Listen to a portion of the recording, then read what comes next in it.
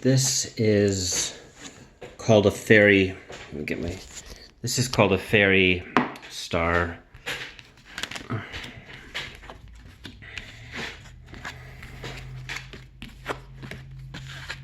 And my cat's here too. It's a format. It's also called a septagram. I'm just trying to get these around in a circle. Okay, so let me put them all in view. 1, 2, 3, 4, 5, 6, 7. Okay.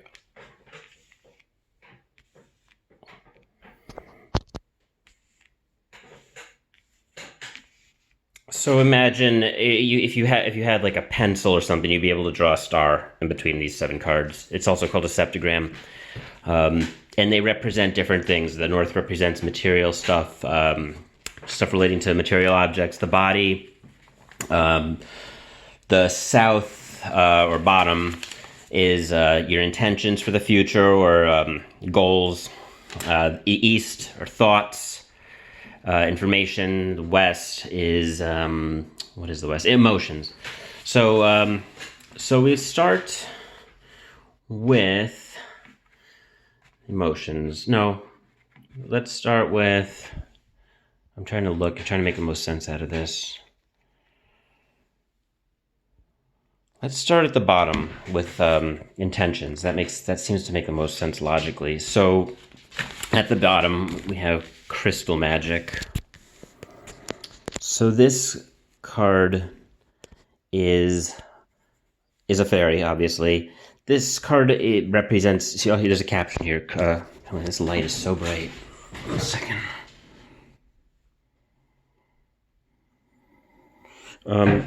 This card represents like beginning, so creation, dawn, the beginning. So every fairy has a story behind it, and if I remember this one correctly, she's like one of the first fairies ever to have come into existence. The crystal is like the source of life, and she was a fairy who I want to say, like, she extracted souls from the crystal and brought them forth into the living world. Or extract's not really a good word. You can see in the card she's dancing. She's and there's coming from her hands the stream. So and its stream is coming from the crystals. That's her drawing life out of the crystal. So she's not extracting life. She's like drawing life out of the crystal. She's bringing it forth into being. The crystal is like the source of life. Think like Final Fantasy IX, where the crystal is like the origin of souls or whatever. That's like the same theme here going on here, and she's like the gatekeeper. She's the one bringing forth the crystal and manifesting that into life. She's like the gatekeeper to the crystal of life, and she represents exactly what I just explained. She represents opportunities, new beginnings, creation. She represents ability to control, create, and manipulate. So this means that it's like, think of the magician from the Power of the Tarot video that I made. It represents you having influence over the outcome of future decisions you can make, and to continue having confidence in your ability to do that, because it means you've probably done a good job of doing it so far. And then is Barnabas and the Prince. So there's a caption: adventures, discovery, travel, meeting destiny. So he has a story too. Let me think. So that's Barnabas. He's riding a frog. I know this seems weird. He's on a quest. He's in search of like, I think like a soulmate or something. And he needs, let me look it up. I think he needs the frog's song. He needs the frog to speak or something to know when he's found it. Let me look it up. I have the book here. Hold on. Because I really don't remember, honestly, about Barnabas. 1 second. Barnabas here. Barnabas, the journeyer, explorer, seeker, wanderer. All right, so this is a card. It's a powerful card. He's actively in search of true love. It's not necessarily in a female form, but he'll know when he finds his true love, because the frog will sing his song when he reaches his true love. In the lore of the frog, their voices herald a downpour, a refreshing rain quenching the thirst of the dry earth. For Barnabas, a seeker and prince on the quest, his dream is about to be realized. So basically, this represents like hope for a new beginning. So, you're about to, you right now, you might be able to find yourself on a quest. It could be a quest for somebody important in your life. Don't fear the drought will be broken, it says. You'll have a purposeful activity ahead of you, and you'll be able to accomplish that goal. So it's not necessarily finding a new lover, though. It could be finding something like, it just means finding true love. It could be like a how like some people find adopt a child. They find true love through that. They find a very genuine love through that. It could be through a family member who's been long lost. You'll be able to find genuine love in that. So it means that you're on your way to finding true love. It probably means that you haven't found it yet, but you'll know. You'll know it's all about timings. When the frog sings, that's how Barnabas knows. So when you'll have a sign. I can't tell you what it is, but there'll be something. There'll be some sort of test before you where you'll know that you found what you sought. And then fairy tales, letting go, detachment, moving on. So this is pretty self-explanatory. So if you see the lady in it, she's letting go of her lover into like a swamp, a pile of mud. The roses are all around. It's like their love is falling apart. The petals are in the air, and he's trying to hold on. This represents somebody manipulative trying to hold on to you. But you need to be like her. Notice she's just like, sucks to be you. What the hell ever. I'm off. My thoughts are in the future, and you can just sink into the swamp for all I care, because that's on you now, not me. And she's floating. She's above him. She's like walking on the swamp. She's walking on those toadstools or whatever you call them. And he's sinking. He's unable to rise above whatever his issues are, and she's just had enough. And that's something that you want to aspire to be.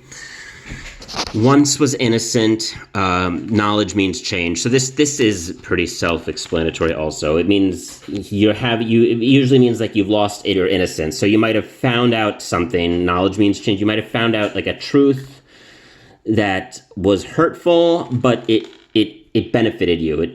You're at a point of reflection. Notice the fairy. She's sitting here. She's looking off into the future. It's like she was once innocent. She's wearing these seductive clothes. It's like she once was innocent. She's showing her thighs, but now she's no longer innocent. She's learned something dark. She's learned something dark about the world. It's changed her, and she's ready to change the world as a result of that. And then scared to fly. The right moment, sensing at the right timing. So this means, so just like once was innocent and you found out something, with scared to fly, it's you acting. You're at a point where you need to act out on that knowledge, but you might not be there yet, and don't be hasty. See, this is the right moment, sensing at the right timing. It means don't jump off this thing if you don't know how to fly yet. You need to stay on that branch and hold on for dear life, like this fairy's doing. So this isn't really a positive card, but it's more like a warning card.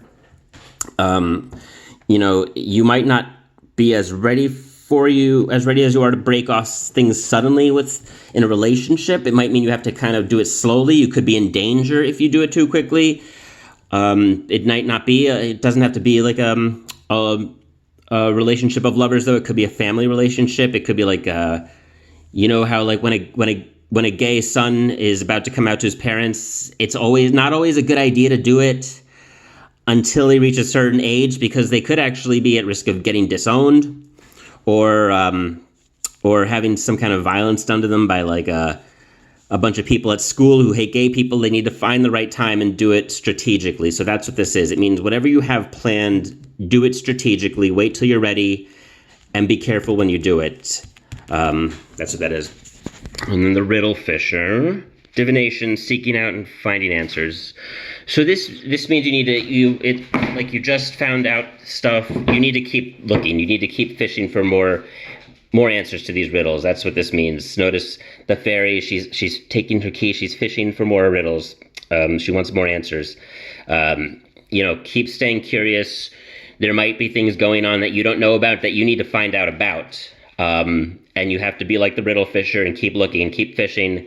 Don't stop. Be vigilant and just keep searching. See how determined she is. She's very calculated. She knows she has to do this. She needs to find out the answers about what's going on in her life. And then the keeper of secrets. So use your discernment, confide in a trusted friend, keep silent about knowledge. So this means that even though you found out knowledge, even though you found out answers to questions you had, don't put all your cards out on the table.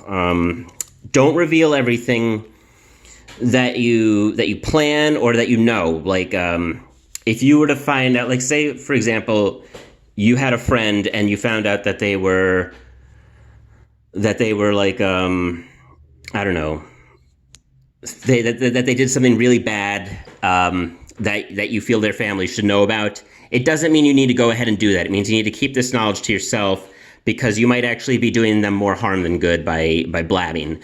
You could be putting yourself in danger too by blabbing. So, like, if you found out, if there's like a woman in a domestic violence situation, she has information about her boyfriend who committed a crime.